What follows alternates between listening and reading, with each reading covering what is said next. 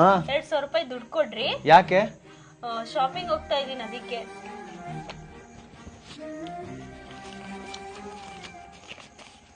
Thank you. ಒಂದ್ ನಿಮಿಷ ಬಾಯ್ಲಿ. ಯಾಕ್ರಿ? ಬರ್ತಾ ಹಂಗೆ ಅಮ್ಮನ್ಗೆ ಮಾತ್ರೆ ತಂದ್ಬಿಡು, ಖಾಲಿ ಆಗ್ಬಿಡೈತೆ ಅಮ್ಮನ್ ಮಾತ್ರ. ಸರಿ ಆಯ್ತು. ಯಾಕಮ್ಮ? ಚಾಕ್ಲೇಟ್ ತಗೊಳಕ್ಕೆ.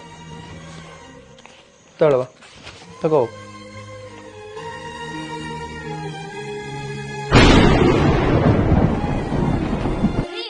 ಎದೇಳಿ ಇಲ್ಲಿ.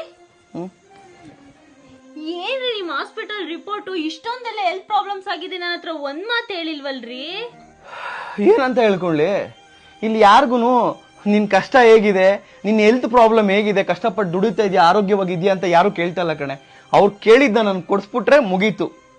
ನಾನೊಂಥರ ಈ ಮನೆಗೆ ದುಡ್ಡಿನ ಮಿಷಿನ್ ಆಗ್ಬಿಟ್ಟಿದೀನಿ. ಯಾರಿಗೂ ಕೂಡ ನನ್ ಕಷ್ಟ ಅರ್ಥ ಆಗ್ತಾ ಇಲ್ಲ. ಇದು ನನ್ನ ಒಬ್ಬನಿಗೆ ಅಲ್ಲ, ನನ್ನಂತ ಎಷ್ಟೋ ಸಾವಿರಾರು ಜನ ಗಂಡಸರು ಪ್ರಾಬ್ಲಮ್ ಕಣೆ. ಕಷ್ಟಪಟ್ಟು ದುಡ್ಕೊಂಡು ಮನೆಗೆ ಬಂದ್ರೆ ಮನೇಲಿ ಅಟ್ಲೀಸ್ಟ್ ಹೇಗಿದೆ ನಿನ್ ಜೀವನ ಅಂತ ಕೇಳೋರು ಯಾರು ಇಲ್ಲ. ದುಡ್ಡಿಗೆ ಮಾತ್ರ ಬೆಲೆ ಕಣೆ ಇಲ್ಲಿ, ನಮ್ಮಂತವ್ರಿಗೆ ಬೆಲೆ ಇಲ್ಲ. ಏನು ಮಾಡಕ್ಕಲ್ಲ, ಎಲ್ಲ ನಮ್ಮ ಮನೆ ಬರ. ಸಾರಿ ರೀ.